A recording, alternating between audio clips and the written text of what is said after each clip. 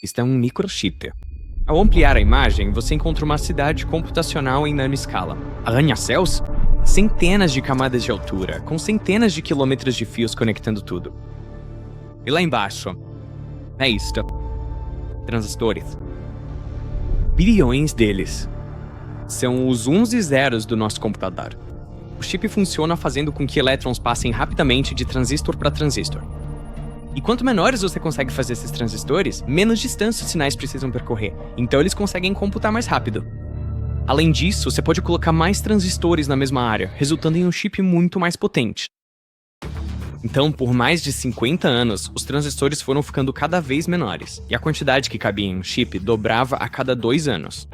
Isso ficou conhecido como Lei de Moore, em homenagem a Gordon Moore, cofundador da Intel, depois que ele percebeu o padrão em 1965, e tem sido um dos principais motores da indústria de tecnologia. Mas, por volta de 2015, o progresso parou abruptamente. E talvez nunca tivéssemos superado isso se não fosse por uma única empresa.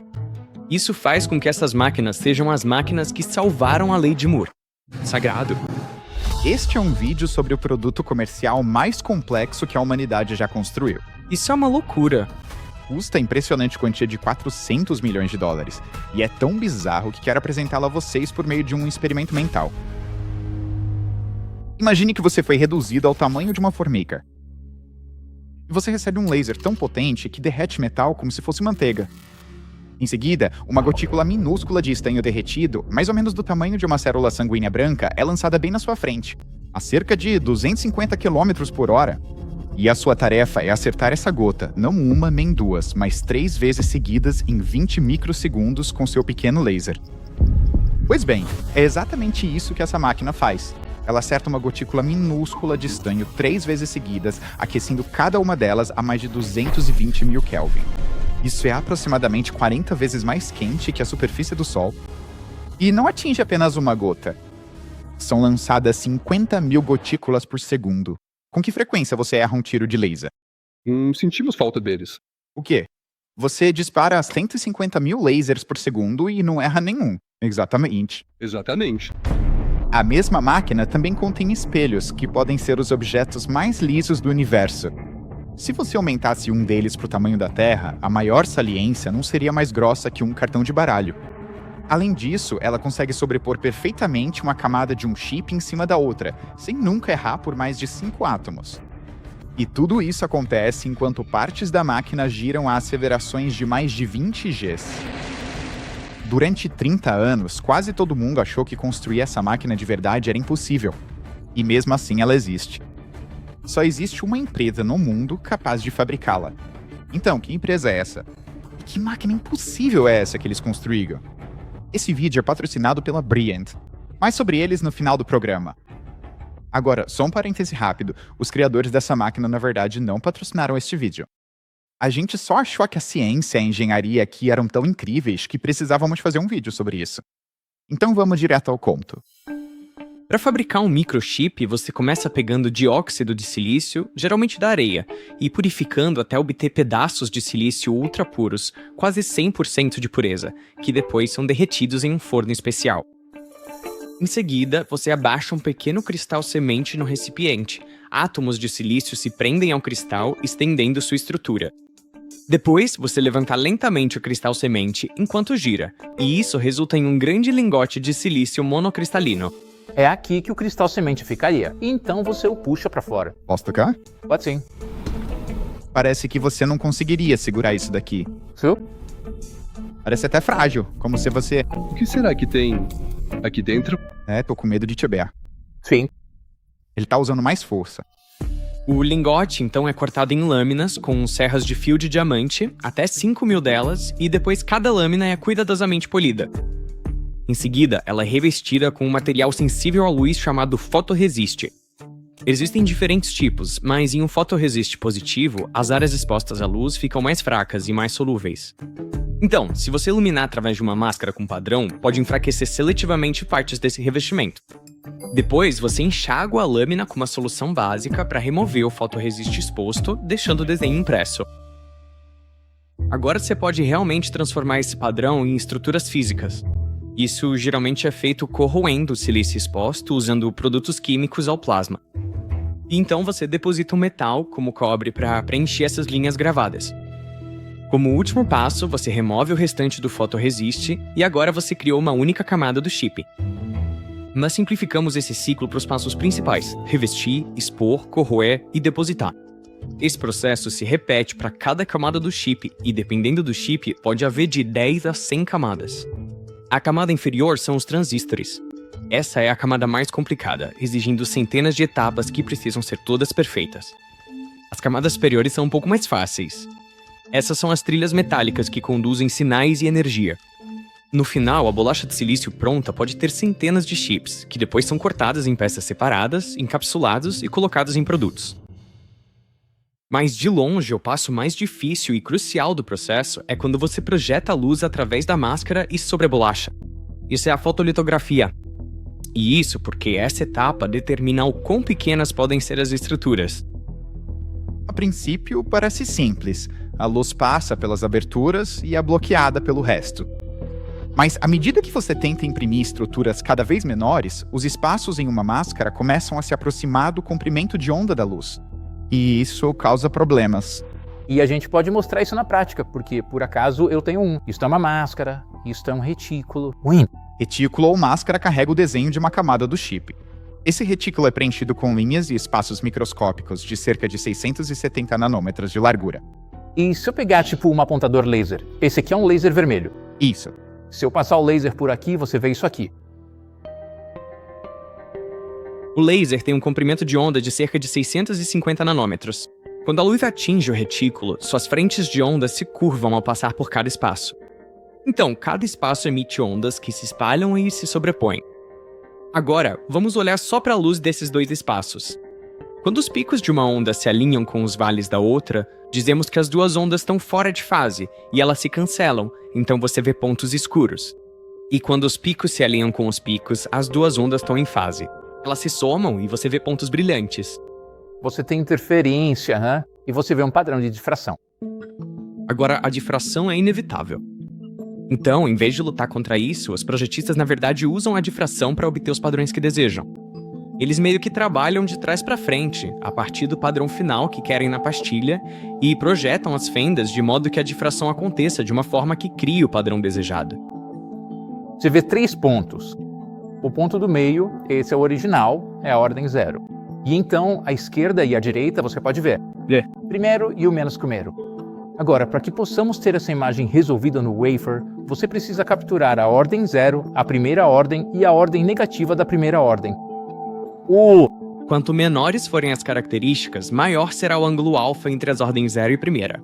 Então, quanto maior for sua lente, mais luz ela conseguirá captar.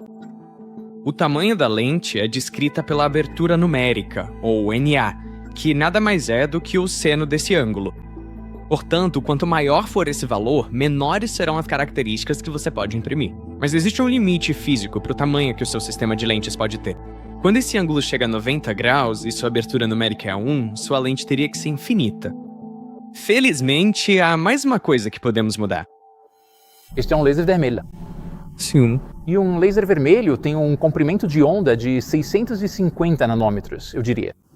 E se eu pegar, o laser verde tem um comprimento de onda de 532 nanômetros. Então você pode ver que o verde está mais próximos uns dos outros do que os pontos vermelhos. Isso acontece porque a luz que passa pelas duas fendas diferentes não precisa viajar tanto para voltar a se alinhar em fase. Então as ordens acabam ficando mais próximas umas das outras. Portanto, com um comprimento de onda menor, você pode imprimir padrões menores usando a mesma lente. Tudo isso é descrito pela equação de Rayleigh, que determina a menor característica, tamanho ou dimensão crítica.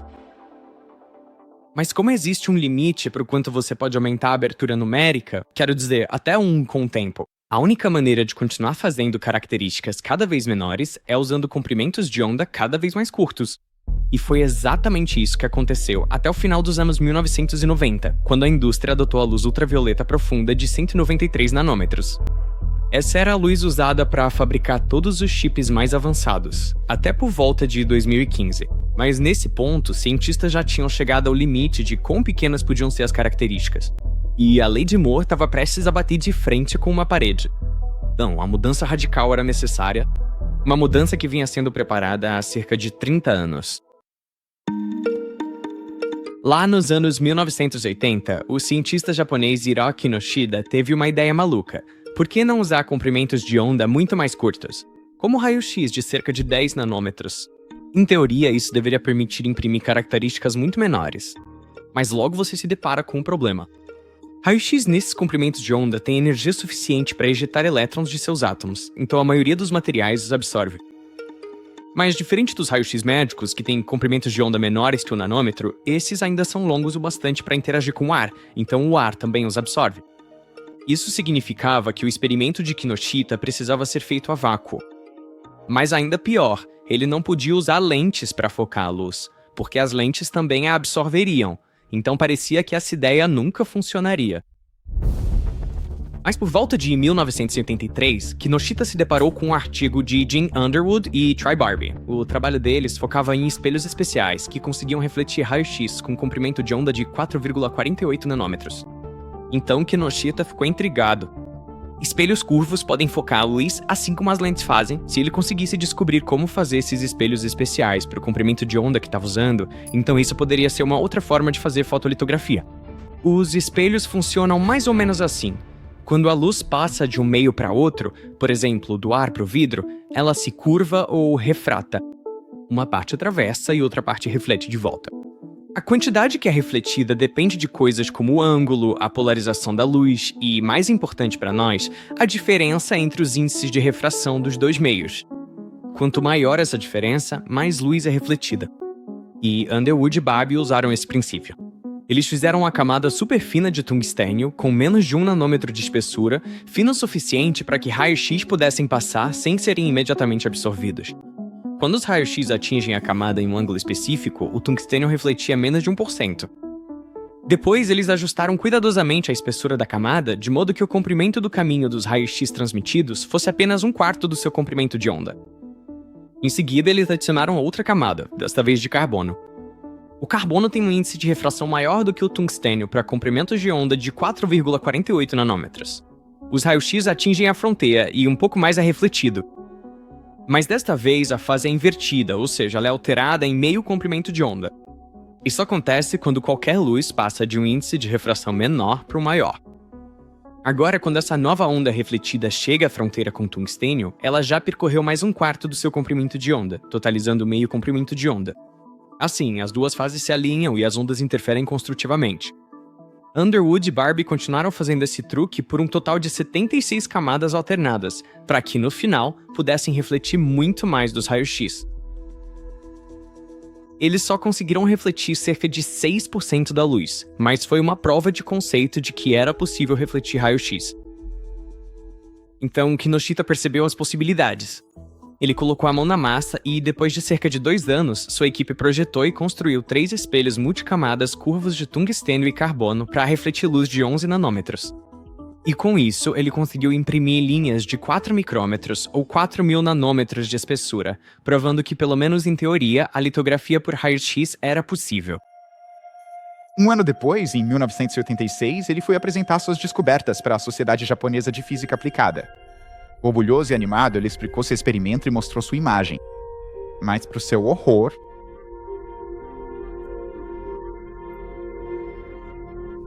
eu estava extremamente cético em relação à minha apresentação. Kinoshita ficou arrasado. Ele disse depois, as pessoas pareciam não querer acreditar que realmente tínhamos feito uma imagem dobrando o raio-x, e tendiam a encarar tudo como uma história de pescador. Ninguém acreditava que esse era um caminho viável, e infelizmente, a reação era pelo menos um pouco justificada. Primeiro, essa luz não é produzida naturalmente por nada na Terra. A fonte natural mais próxima é o Sol. Tivemos basicamente que construir um sol artificial aqui na Terra. A maioria dos cientistas gerava raio-x usando um síncrotron ou acelerador. Ela fornece uma quantidade enorme de energia. É do tamanho de um campo de futebol. Você pode abastecer toda a fábrica. O problema é que se a luz apaga, toda a fábrica para. Então, cada máquina precisava de sua própria fonte de energia. Mas mesmo que você conseguisse produzir a luz, ainda precisaria fabricar espelhos incrivelmente lisos para realmente focar e imprimir esses minúsculos detalhes. você precisaria dos objetos mais lisos do universo. Peguei uma bola de futebol, uma de borracha e paralelepípedos. O que acontece quando eu soltá-las? A bola de futebol basicamente quica para cima, mas a bola de borracha simplesmente dispara para o lado. E isso acontece porque a superfície é relativamente plana para a bola de futebol, que é bem maior, mas é super irregular para a bola de borracha. E algo parecido acontece com os espelhos. Se a superfície for muito áspera em comparação com o tamanho do comprimento de onda, então a luz se espalha aleatoriamente. Agora, pode até parecer lisa, mas se você der um zoom em um espelho, vai encontrar algo mais ou menos assim. Você encontra todos esses relevos malucos, e para medir a rugosidade, o que você faz é tirar a média desses relevos, e isso vai te dar a sua linha média. Agora, em um espelho comum de casa, a altura média é de cerca de 4.000 átomos de silício. Mas para os espelhos de Kinoshita, que não só precisavam refletir luz de raio-x, que tem um comprimento de onda 100 vezes menor, mas também precisavam minimizar a dispersão, sabe? Para que todos os fótons chegassem até a pastilha, eles precisavam ser muito mais lisos. Ele precisava ser liso a nível atômico. Na verdade, a média das saliências podia ter apenas cerca de 2,3 átomos de silício de altura.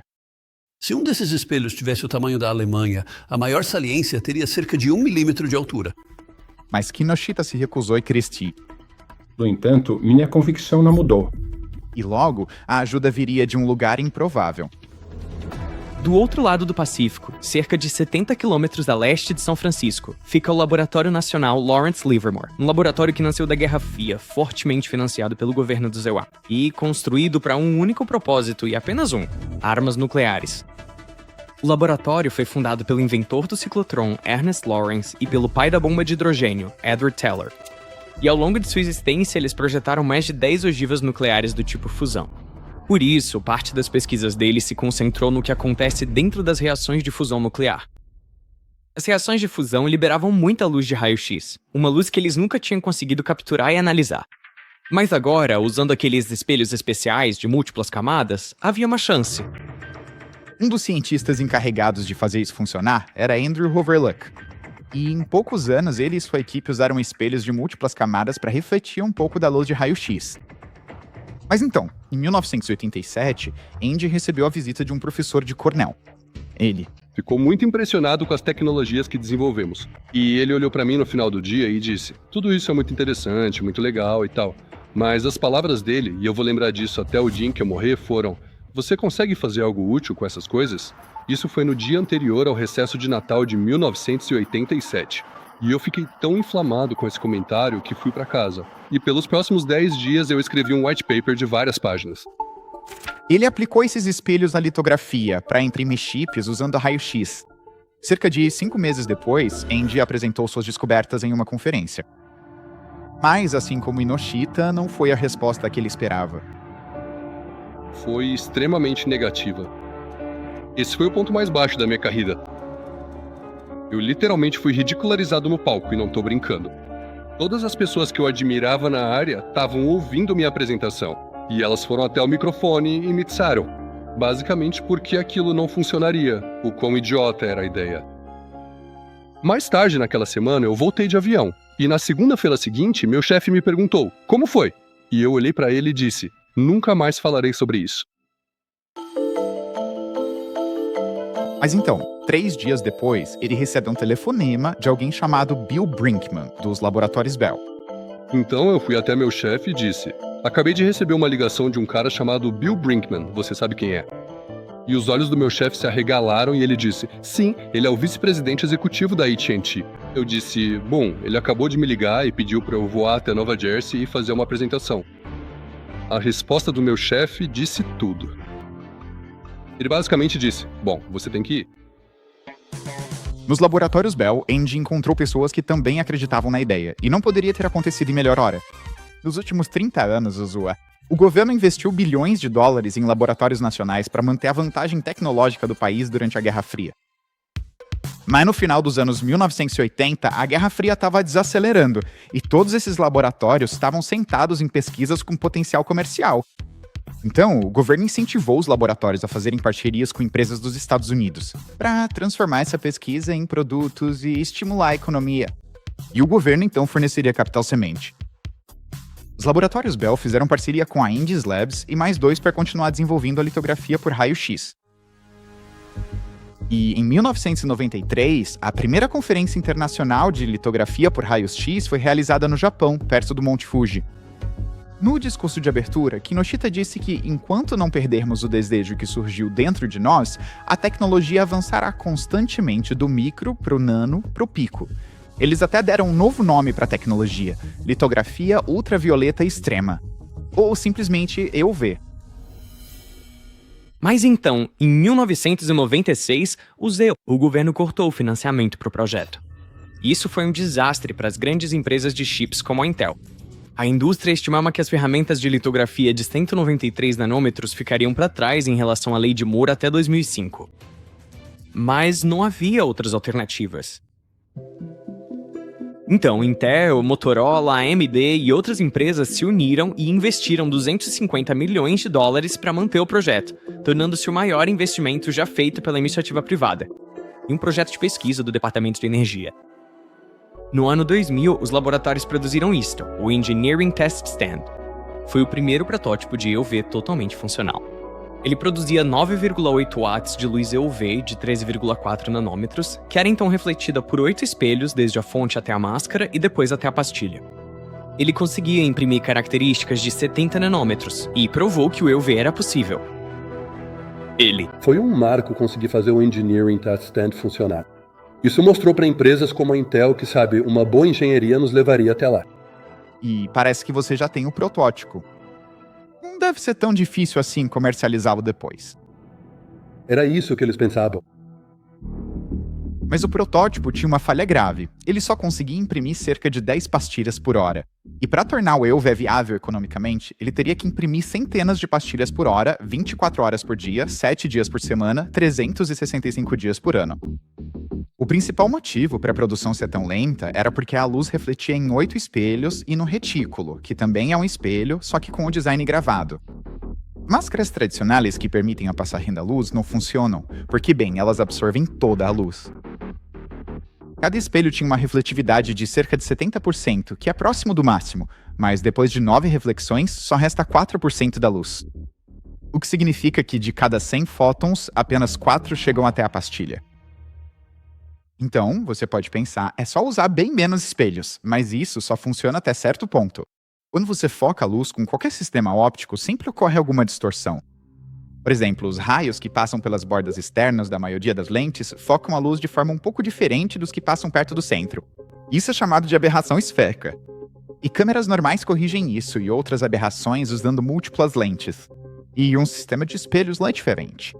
Você precisa ter uma certa quantidade de espelhos antes de poder dizer tenho minhas aberrações sob controle.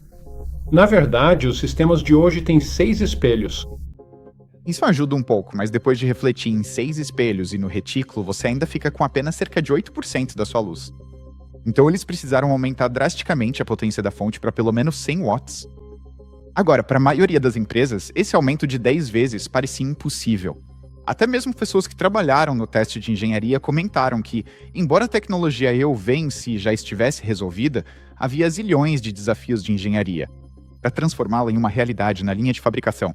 E assim, uma a uma, as empresas americanas desistiram de desenvolver uma máquina completa de litografia UV. Isso deixou apenas uma empresa, a ASML. A ASML, que antes significava Advanced Semiconductor Materials Lithography, está localizada em uma pequena e discreta cidade na Holanda. Ela se separou da Philips nos anos 80, com pouco mais do que um galpão e um wafer stepper mal funcionando para chamar de seu. Mas a Philips também lhes deu pessoas, Jos Benschop, o primeiro pesquisador da ASML, e Martin van den Brink, que acabaria se tornando o CTO da ASML e o maior defensor da EUV. E ele realmente como Steve Jobs da litografia, e ele previu a chegada da EUV.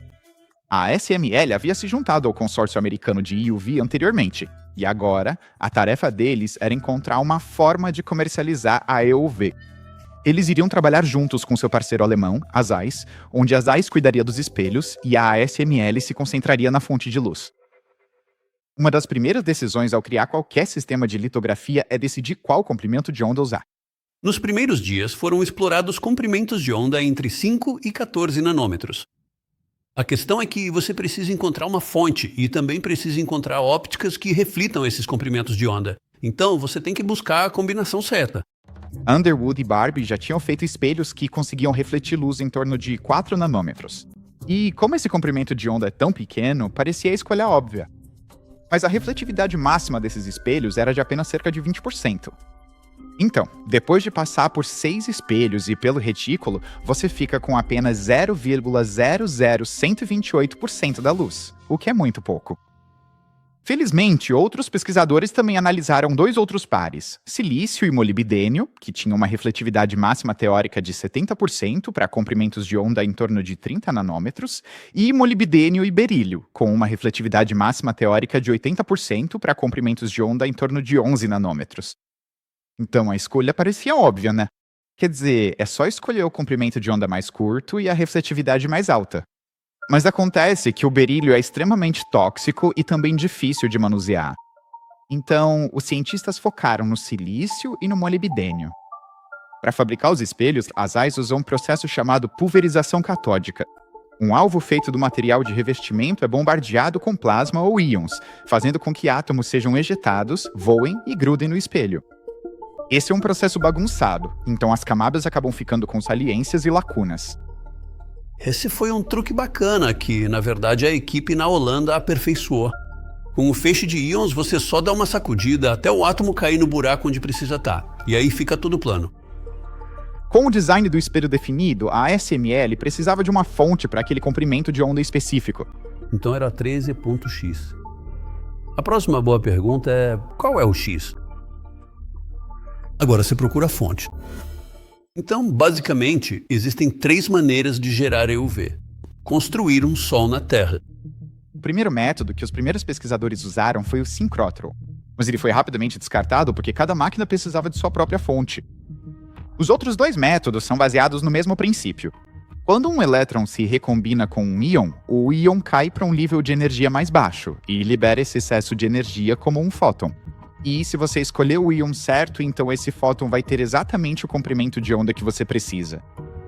Agora, existem 2 maneiras de criar esses íons.